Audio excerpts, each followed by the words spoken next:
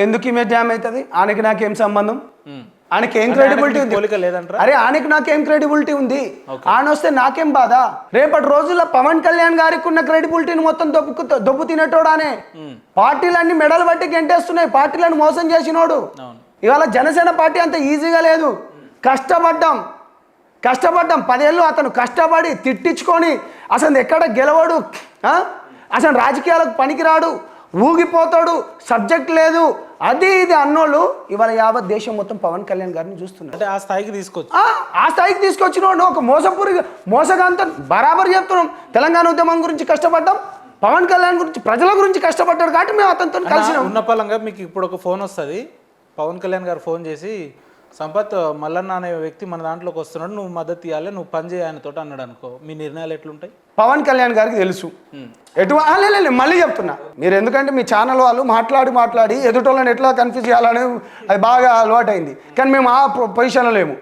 పవన్ కళ్యాణ్ గారికి తెలుసు ఎవడు దొంగ, ఎవడు లంగ, ఎవడు మోసకారి. అంటే అంటున్నా పవన్ కళ్యాణ్ గారికి తెలుసు.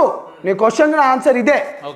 పవన్ కళ్యాణ్ గారికి లేదంటారు. అరే బీసీ బిడ్డలు మా పార్టీలో అనేక మంది ఉన్నారు కదా. శంకర్ గౌడ్ గారు ఉన్నారు, ఆల్రెడీ ఇప్పుడు బీసీఏ కదా. రామ్ తల్లూరి గారు ఉన్నారు, రాజలింగం గారు ఉన్నారు, ఎస్సీ సామాజిక వర్గంలోకి వెళ్ళి కూడా ఉన్నారు, ఎస్టీలకి వెళ్ళి కూడా ఉన్నారు. ఏమా కావద్దా? ఎందుకు కావద్దా? బాజాబ్తాగా అవుతాం, బరాబర్గా అవుతాం. నేనేమంటున్నా అంటే ఒక మోసకారి. ఎందుకంటే ఇదే ముద్ర చేస్తారు అంటే ఇంకెట్లా ముద్ర అనేది నేను చెప్పడు కాదు, తన కామెంట్లలో తనకే చెప్తున్నా. ఇవాళ బఫూన్ అయిపోయిండు. మళ్ళీ ఏమైనా భూ కబ్జా చేయంగా మీరు చూసిర్రా? ఆయన మీద ఏమైనా ఆరోపణలు ఉన్నాయి? ఎటిగా కార్ల తిరిగేట ఆయన ఇవాళ మొన్న పోతా అంటే 10-15 కార్లు పోతున్నాయి. కమాయించుకో, మీడియా పేరుని చెప్పుకొని నువ్వు కమాయించుకో, నేను ఎవరు వద్దంటలేము. రెడ్డిలను తిట్టి నువ్వు బ్లాక్ మెయిల్ చేయి, నేను కాదంటలేను. ఎక్కడెక్కడైతే నేను మల్లన్న గారిని అంటున్నామో అనుకునేటోని నువ్వు మళ్ళీ నేను జనరల్గా చెప్తున్నా. నువ్వు ఇవాళ డబ్బున్నోడు ఎవడెవడైతున్నాడో వాడిని నువ్వు బ్లాక్మెయిల్ చేయొచ్చు కాక నువ్వు అన్నీ చేసుకో, కాదంటలేము. నేను ఏమంటున్నంటే నేను ఇవాళ మాట్లాడడానికి గల కారణం ఏంటంటే ఎవరికి TV9 టీ న్యూస్కు లేకపోతే మిగతా వాళ్ళకి ఎవ్వరు లేని ఇన్ఫర్మేషన్ జీ న్యూస్ వాళ్ళకే వచ్చిందా? చీఫ్ అవుతున్నాడు అని జీ న్యూస్కు తొలి వెలుగుకు రఘుకే వస్తుందా?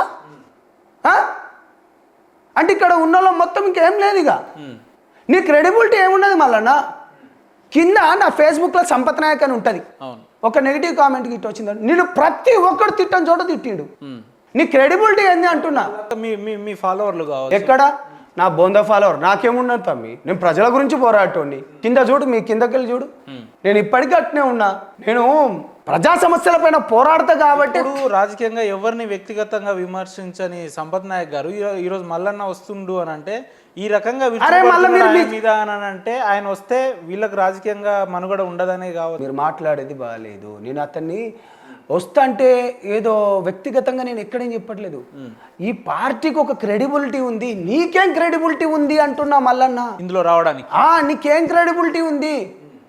ఎంత బలుపు మాట్లాడేటప్పుడు ఏమంటాడంటే ఈరోజు కాంగ్రెస్ పార్టీ అధికారం రావడానికి నా భుజాల మీద నేను పనిచేసిన. నీకు దమ్ము ధైర్యం ఉంటే చెప్తున్నాగా మల్లన్న, నీకు గాని ఏమాత్రం నీకు దమ్ము ధైర్యం ఉంటే నువ్వు అన్నావుగా కాంగ్రెస్ భుజాల పైన అన్నావు కదా, కాంగ్రెస్ మొత్తం నువ్వు తీసుకొచ్చినావు కదా, నీకు దమ్ము ధైర్యం ఉంటే కాంగ్రెస్ పార్టీతోని కాంగ్రెస్ టికెట్ పైన ఎమ్మెల్సీ గెలిచినావు కదా, ఒక ఓయు బిడ్డగా అడుగుతున్నావు, ఒక గిరిజన ఒక లంబాడి బిడ్డగా అడుగుతున్నా.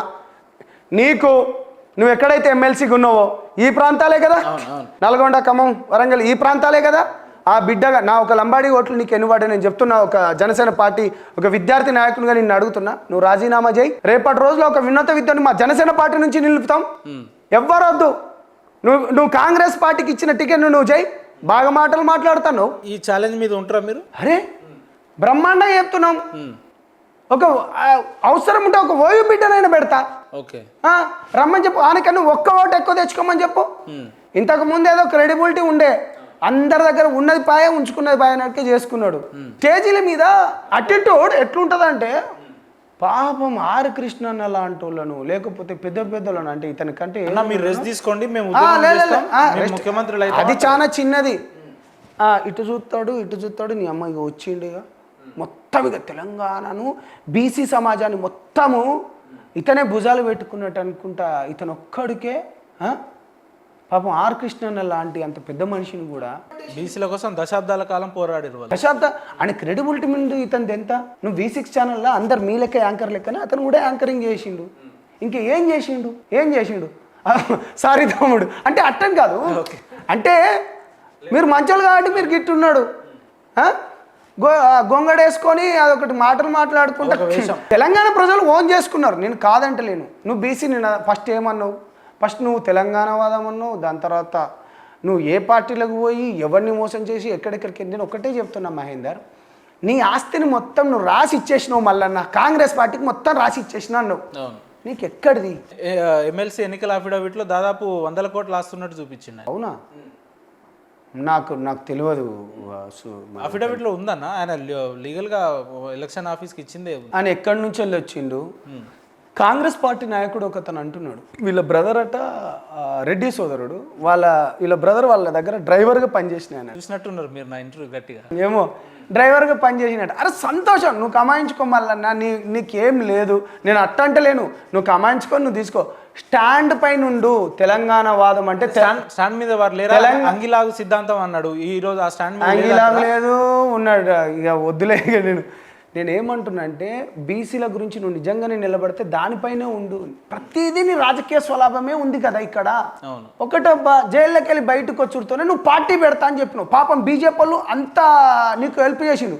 కోదండరామ్ రెడ్డితో అప్పుడు పట్టుకున్నావు, జనసమితికి అని చెప్పినావు. ఆ స్టేజ్ సరూర్ నగర్ స్టేజ్ మీద నీ అమ్మ తెల్ల చొక్కా వేసుకున్నావు.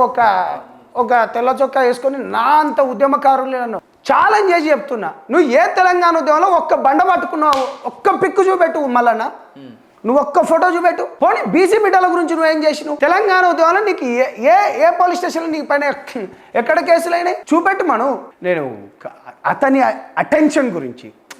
అటెన్షన్ గురించి లేకపోతే సరే, ఆయన రాజకీయాల్లో ఉద్యమాలు ఉన్నా లేకున్నా తెలంగాణలో ఆయన మార్క్ ఉందా లేదా, మీరు దీన్ని యాక్సెప్ట్ చేస్తారా? అందరూ ఉన్నారు భయ్. నేనేమంటున్నా అంటే V6 ఛానల్ పుణ్యమా అని చెప్పేసి అంకం రవాణాతోని దానికి ఇక మిగతా లోపల దాకా నేను పోను, కానీ దాంట్లో పని చేసినావు. ఇవాళ మీరు సిగ్నేచర్ స్టూడియోలో పనిచేస్తాను. మీకంటే ముందు ఎవరు వేరేటోళ్ళు ఉన్నారు. ఇవాళ మీకు ఎందుకంటే ప్రజలు మిమ్మల్ని ఉపేందర్ గారిని ఓన్ చేసుకున్నప్పుడు అంతే. నీకు ఇంకా ఏం మార్క్ ఏముంది? నీ వాదమే తెలంగాణ వాదం అయినప్పుడు, నీకు చూపించుడే తెలంగాణ ఉద్యమాన్ని చూపించినప్పుడు ఇంకా నువ్వు కొత్తగా ఏం చేసినట్టు ఉపేందర్? నువ్వు ఇంకా కొత్తగా ఏం చేసినావు? V6 ఛానల్ పుట్టిందే తెలంగాణలా. పక్తు తెలంగాణవాది వివేకన్న. ఇదే జీనియస్ ఇంటర్వ్యూలో మనం చూసినాం, మీరు ముఖ్యమంత్రి అవుతామని అవతల వ్యక్తి అడిగితే ముఖ్యమంత్రి కాదు, అవసరమైతే నేను ప్రధానమంత్రి కూడా అవుతాడు. ప్రధానమంత్రి కాదు, అదే అమెరికాకు ప్రెసిడెంట్ కూడా అవుతాడు. మళ్ళన్న మంచిగా అవుతాడు. నేను చెప్తున్నా కదా, బీసీ బిడ్డలు రావాల్సిందే. దాంట్లో ఉన్న కులాలు ఎవరైతే అణచబడుతున్న మిగతా కులాలు ఎవరెవరైతే ఉన్నారో బీసీ నాయకులందరికీ నేను చేతులు ఎత్తి జోడించి చెప్తున్నాను. మీ దాని ఏంది పాపులేషన్ పర్సంటేజ్ తగ్గిందన్నారు. కాంగ్రెస్లో ఉన్న బిడ్డలు ఎందుకు మాట్లాడలేకపోతాను? మాట్లాడండి. అది మనం కదా SC ST BC బిడ్డలు ఈ కాన్సెప్ట్ ఉన్నాయి కదా. నేను ఏమంటున్నా అంటే మల్లన్న గారి గురించి ఇప్పుడు నేను ఎందుకు మాట్లాడుతున్నా అంటే, నువ్వు జనసేన పార్టీకి నువ్వు చీఫ్ అవుతాడు అనుకుని చెప్పేసి ఒక లీక్ కావాలని నేను మీడియాలో పనిచేసిన అనుభవం ఉంది కదా, వాళ్ళకి ఇచ్చేసిండు. పెట్టంటే పెట్టు ఏముంటుంది దాన్ని మరిపించడానికి. ఇప్పుడు జనసేనలో పాపం ఏంది, మేమందరం యంగ్ జనరేషన్. నిజంగా మల్లన్న గారి చూపు సరే, జనసేనలో ఇన్విటేషన్ ఉంటుందా లేదా తర్వాత సంగతి, వెళ్దామనే ఆలోచన అయితే రేకెత్తించినట్టే కదా. గేట్లు బంద్ ఉంటాయి కదా. ఆయనకి ఉన్న క్రెడిబిలిటీ ఏంది అని అడుగుతున్నా. మల్లన్నకున్న క్రెడిబిలిటీ ఏంది అని అడుగుతున్నా. నువ్వు ఇప్పుడు కావాలంటే నా గురించి నీకు బాగా తెలుసు. ఓయూలో ఎన్ని కేసులు ఉన్నాయి, సైఫాబాద్లో ఈడ తెలంగాణ మూమెంట్లో. అప్పుడు నేను మీ అందరికి తెలిసిందే. నేను అందుకనే చెప్తున్నా, ఇంకా నువ్వు లేనిపోని లీకులు ఇచ్చుకోకు. నీది పొద్దునేమో జీన్యూస్లో లీకులు ఇస్తావు, మధ్యాహ్నం పోయేమో కూకుంటావా? ఒకటే ఛానల్. మళ్ళీ నీ పాజిటివ్నెస్ తగ్గింది, జనాలకు నీ పైన ఉన్న ప్రేమ తగ్గింది మళ్ళన్న. ఇక నేను మిగతా నేను తీయలేను. ఏవి ఆ స్కీములు నీకు ఎట్టొచ్చినాయి? ఏందన్నా స్కాములు అంటే మాకు అర్థం కాలేదు. స్కాములు అంటే ఏంది అది మాకు అర్థం కాలేదు. చెప్తా, సందర్భం వచ్చినప్పుడు చెప్తా. మళ్ళీ నన్ను మీరు బెదిరిస్తున్నారా? దీంట్లో బెదిరించినట్టుండదా ఉపేందర్? నువ్వు నన్ను బెదిరించినట్టున్నాయి. నువ్వు కావాల్సుకొని వచ్చి ఇప్పుడు అతని పైన రెచ్చగొట్టి మాట్లాడించుకునేటట్టున్నది. మళ్ళీ స్కాములు చేసే వ్యక్తి ఆధారాలు ఉన్నాయి మీ దగ్గర? నేను ఏమంటున్నా, సమయం సందర్భం వచ్చినప్పుడు అన్నీ వస్తాయి. ఎన్ని 100 కోట్లు ఎక్కడికి వెళ్ళి వచ్చినాయి కమాయించుకోవచ్చు, తప్పు లేదు. నువ్వు మంచిగా ఉండు. బీసీ స్టాండ్ పైన ఉంటే నువ్వు దానిపైన ఉండు. నువ్వు ఇట్లా మోసం చేసుకోవడానికి సారీ బీసీ స్టాండ్ కూడా నాకు అన్న ఆయన ఏ మీటింగ్లో పోయినా ముఖ్యమంత్రి అయితా అంటుంది కదా, నిజంగా బీసీ సమాజానికి తీన్మార్ మల్లన్న అనే వ్యక్తే ముఖ్యమంత్రి స్థాయిలో ఉన్నాడా? ఇతర బీసీలలో ఇంకా ఇతర కులాలు లేరా? బీసీలలో ఇతర ప్రతి చోట గౌడ సంఘం ఉన్నది, ముదిరాజ్ సంఘం ఉన్నది, కాపు సంఘం ఉన్నది, దాని తర్వాత యాదవ్ సంఘాలు ఉన్నాయి. ఇతని కంటే ముందు కాలకెళ్ళి వచ్చి కొట్లాడిన వాళ్ళు ఎంతో. ఎందుకు 2-3 మీటింగ్లు పెట్టంగానే ముఖ్యమంత్రి అనే స్టాండ్ ఎందుకు తీసుకోవాల్సి వచ్చింది? అరే నువ్వు వరంగల్ నువ్వు మీటింగ్ పెడితే నీకు ఎంతమంది వచ్చిండ్రు ఫస్ట్ అది చూడు రాదు. మన ఉస్మాన్ యూనివర్సిటీ దగ్గర మన విద్యార్థి విభాగం పెట్టినంత కూడా రాలేదు.